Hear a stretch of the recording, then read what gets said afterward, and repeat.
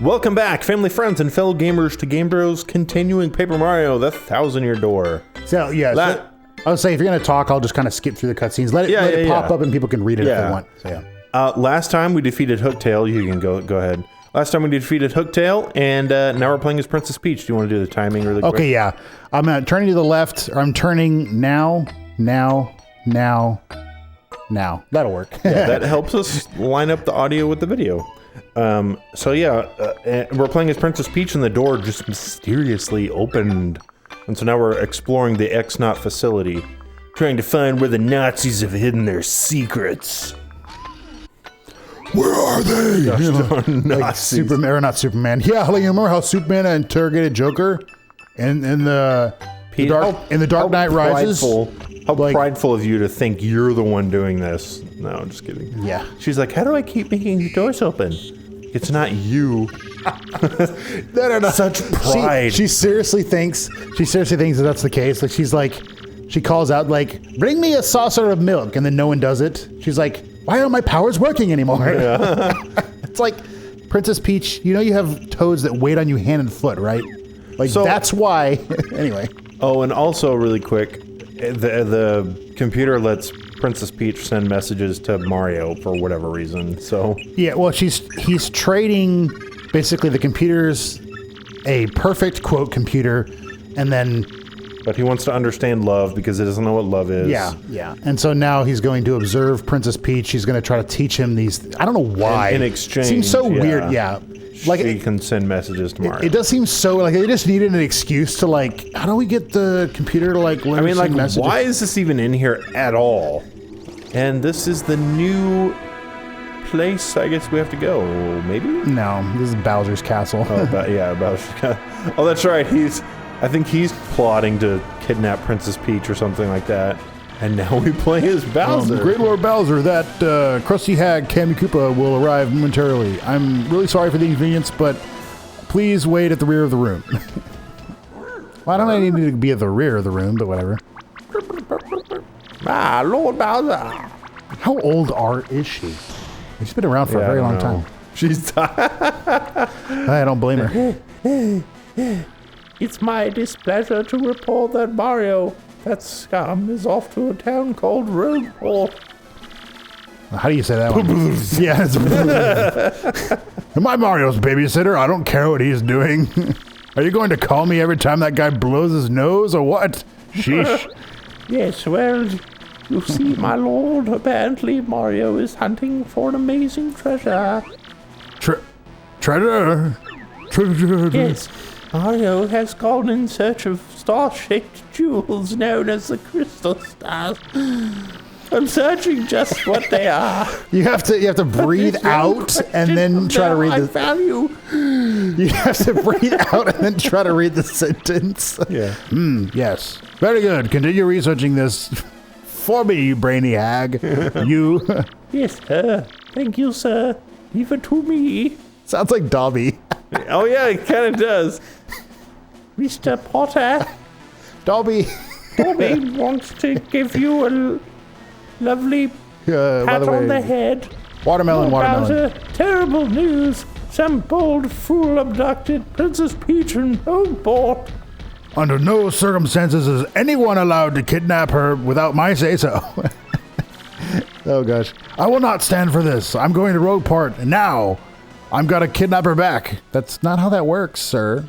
Coops, my lad, are you telling me that you're going with Mario? That's right, Dad. I'm gonna continue traveling with Mario. Why is that Toad in the background? He's like, I want to listen to this conversation. No one ever comes here. I want to listen. Who are you? Oh yeah, this is awesome. He may know the guy. We'll assume he knows the guy. Well, I'm gonna come back a strong Koopa like you, Dad. Nicely said, young Coops. That's my boy. But always remember this. You'll never be as good as me. No, just kidding. Yeah.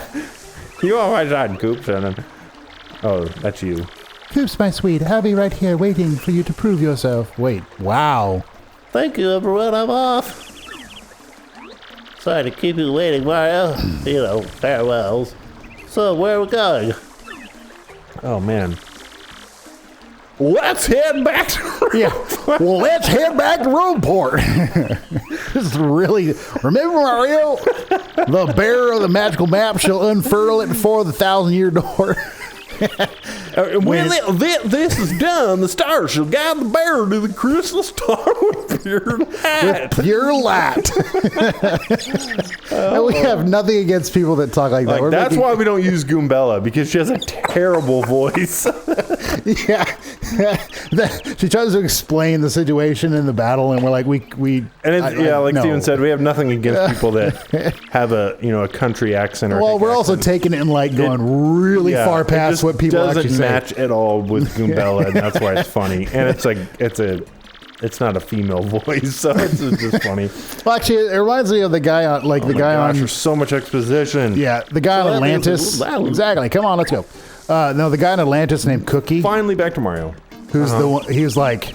It's like the man need the 4 basic food groups. He's like, lettuce. What the heck is lettuce? And then he's like, I got the 4 basic food groups: beans, bacon, whiskey, and lard. You're like, well, no. Okay, guys, now we're off to Rogueport, and it's just us traveling back.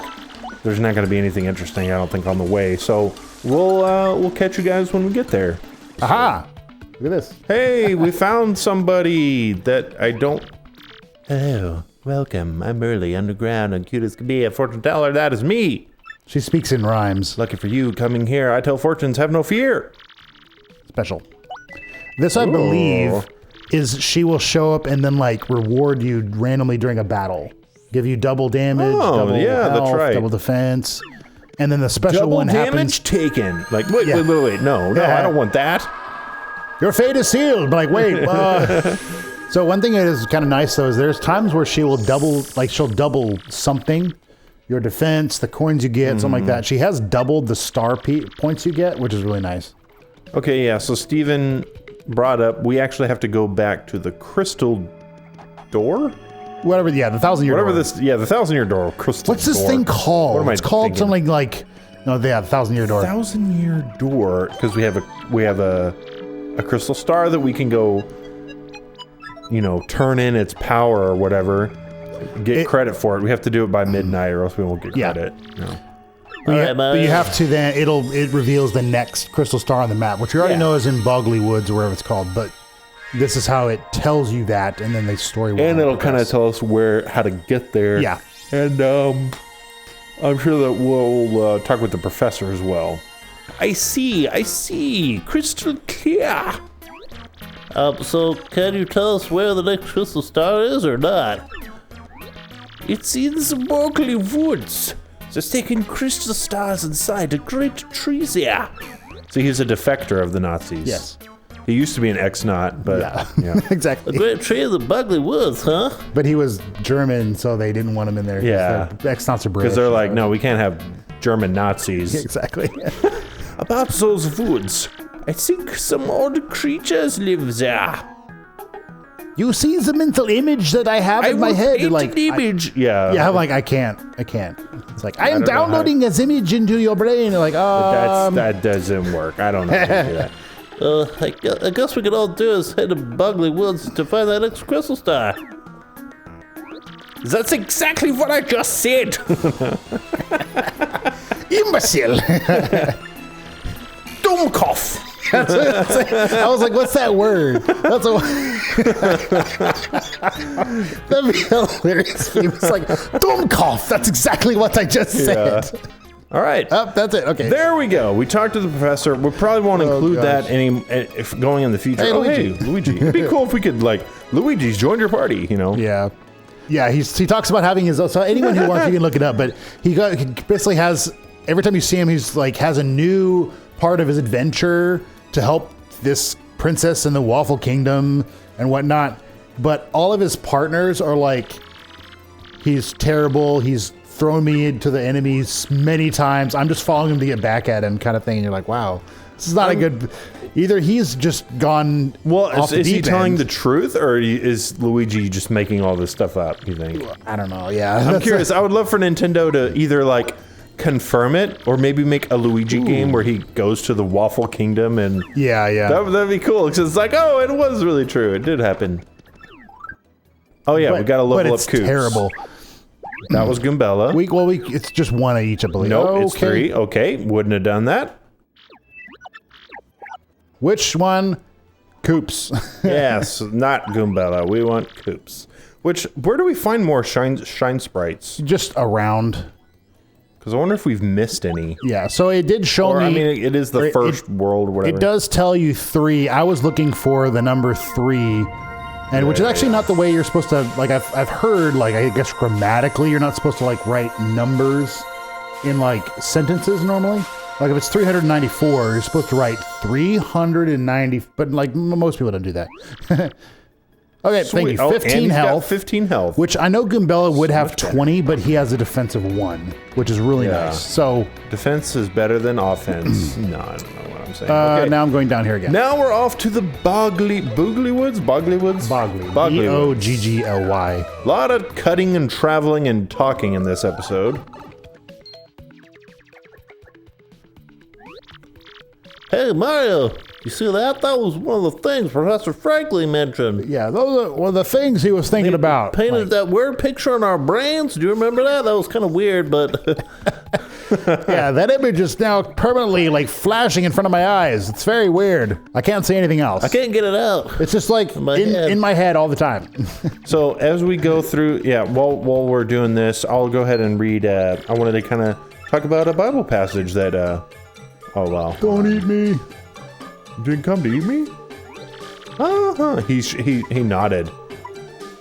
Guess again, nerd. No, we're not bullies. Okay, so yeah, as I said, we've been reading through the New Testament this year with our church, and I have some notes on John 5, if you wanted to kind of look this up for yourself. I'm reading out of the Amplified Bible, and in John 5 is where there's the invalid man who's by the pool, and in the Bible, in John 5, there's an angel would like stir up the water, and I guess the first person to get in the water would get healed. And this man was invalid, which means I think he was like lame, or he couldn't walk, so he couldn't. No one would help him in the water. And Jesus came and healed him. And then he went to the temple to follow the traditions and the laws. Present yourself to the priest and stuff like that, or the priest. And then the next day, in verse 14, it says, "Afterward, when Jesus found him in the temple, he said to him, 'See, you are well. Stop sinning, or something worse may happen to you.'" And I wrote down, because a lot of people would look at that and be like, "Oh, so, sin came on that man's life, or like, because he sinned, he got sick." And it's like, sort of, the best that I've say possibly been able to describe it is from other pastors. It's like God is giving us, rules and things to follow. And it's like, try to picture like a fence outside, and you can play in the fence as long as you're following, what the Lord says. Think of the rules like as the fence. So as long as you're in there, you'll be fine. You're not gonna, so there's different kinds of sickness. The one we're talking about is kind of like judgment or whatever. But if you get outside of the fence, then there's no protection, I guess. If you're outside of what God's told you to do, then you're open to more attacks and stuff like that.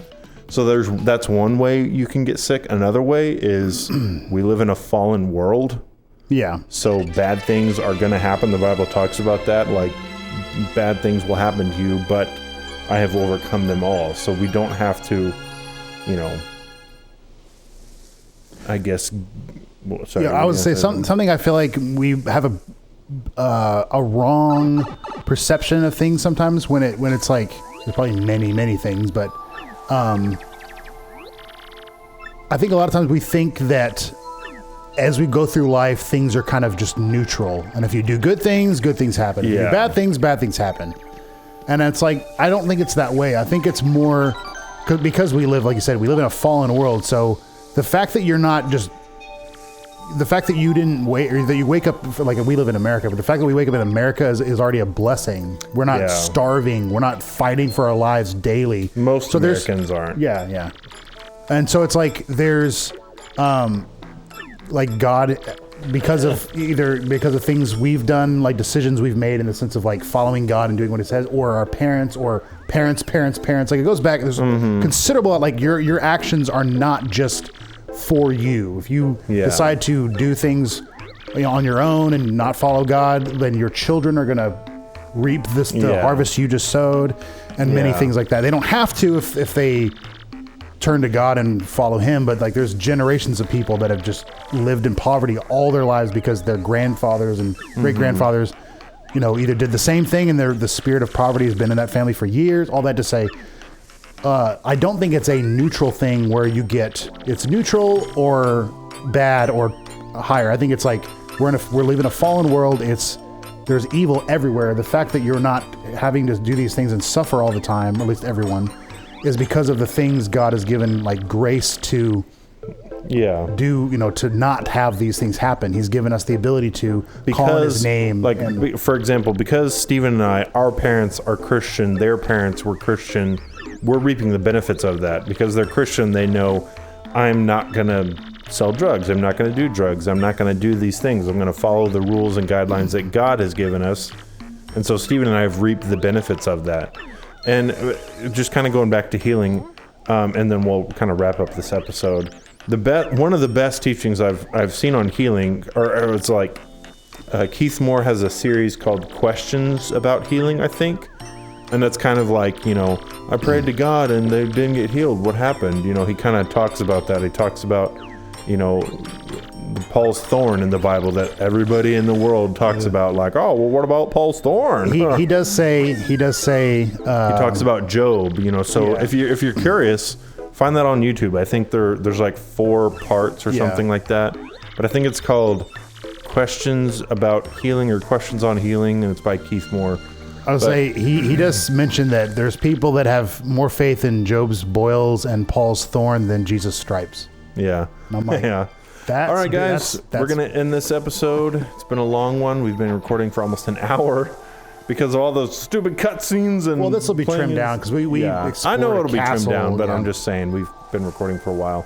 But thank you guys for watching. Hopefully we'll see you in the next episode. Have a wonderful day, everybody, and be blessed.